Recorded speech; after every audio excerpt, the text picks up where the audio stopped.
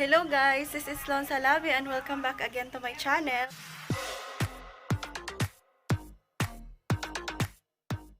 Ayan, so for this video guys, since gumagamit ako ulit ng rejuve set kasi, actually kasi ang ginagamit ko lang naman talaga is sabon tsaka yung sunscreen. So ngayon, sinamahan ko na siya ng rejuvenating cream tsaka yung rejuve toner kasi, ayan, may pimples na naman ako, ang laki.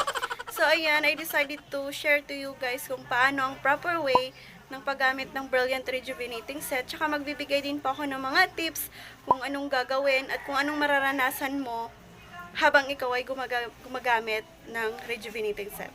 So, keep on watching guys!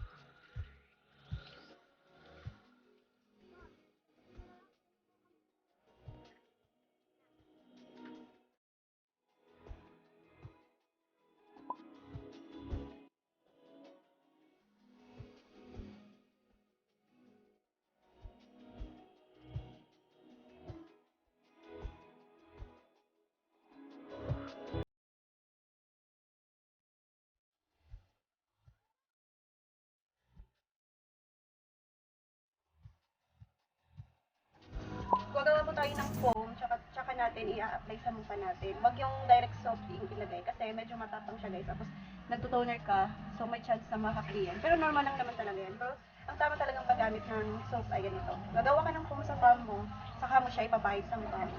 Okay, basahin ko muna yung mukha.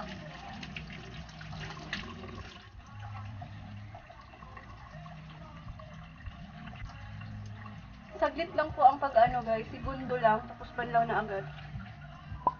Huwag niyo pong puspusin yung mukha niyo. Be gentle on your skin po. Banlaw na po tayo.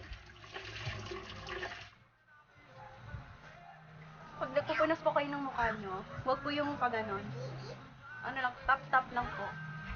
Para hindi po masugat yung balat niyo.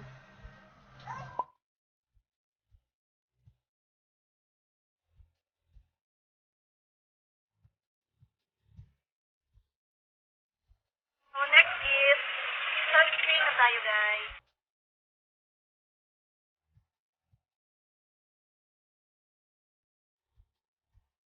Ayan guys, so lagi ko pong pinapaalala na bago po tayo mag-rejuvenating set ay mag-skin test po tayo para sigurado po tayo na hindi tayo allergic. So habang nagre-rejuve po tayo, mararanasan po natin yung lalo na pag first timer, yung parang ang init ng mukha, yung tingling effect, pero hindi naman gaano, tolerable naman siya.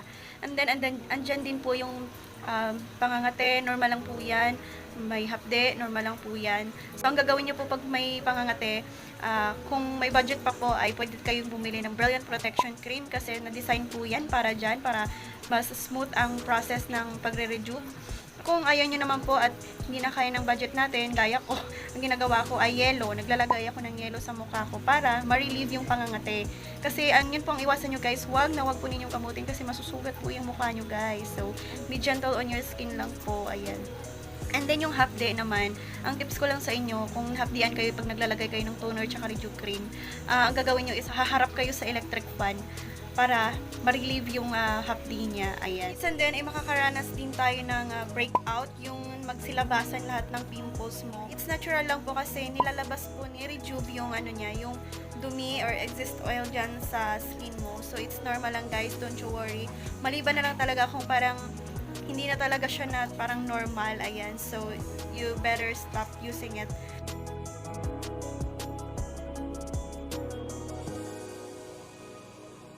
For the first week of using rejuve set, normal lang po lahat yan na mararanasan natin.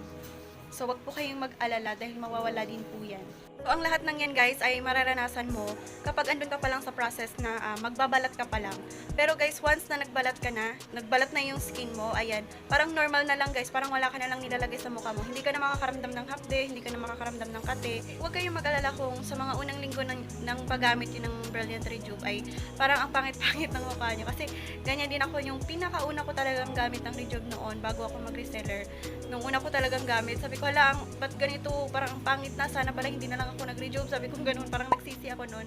Pero ang ginawa ko, ayun na yun, tinuloy-tuloy ko na lang. Tapos, ayun, nakita ko yung totoong effect niya talaga sa skin ko. So, ayun, ay, maganda pala talaga. Sabi ko. So, sa mga unang linggo lang ganun siya, pero once na nagbalat ka na guys, I swear, maganda na po yung effect. Pinkish white na po yan, kahit hindi ka na mag-blush on.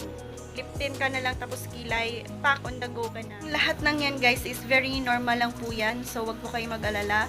As long as nag-skin test naman kayo for at least 48 hours, hindi kayo makaramdam ng pangangati or irritable feeling. So that means hiyang ka po sa product. But, kung makati yan or kung hindi ka comfortable, wag na po kayong gumamit kasi baka mamaya hindi hiyang yung balat ninyo doon sa products. So ayan, ang rejuvenating set naman guys ay pwede naman siyang gamitin for 1 to 2 months kapag pag naubos niyo na yung isang set tapos may mga pimples ka pa rin, so pwede po yan hanggang 2 months. But hindi po siya advisable for continued use kasi ninipis po masyado yung balat natin at kapag ninipis yan ay may chance na magkakaroon kayo ng melasma or pecas. So yan po yung iniiwasan natin. That's why meron po tayong maintenance set na ino-offer after mo po mag-rejuve set para ma-maintain yung ganda ng effect ni rejuvenating set. But we are going to talk about it on my next vlog guys kasi masyado nang mahaba. So please subscribe po sa aking channel para po ma-update po kayo. My next vlog, ayan, pa-ring na rin po ng notification bell. Ayan, maraming salamat po sa inyong panonood.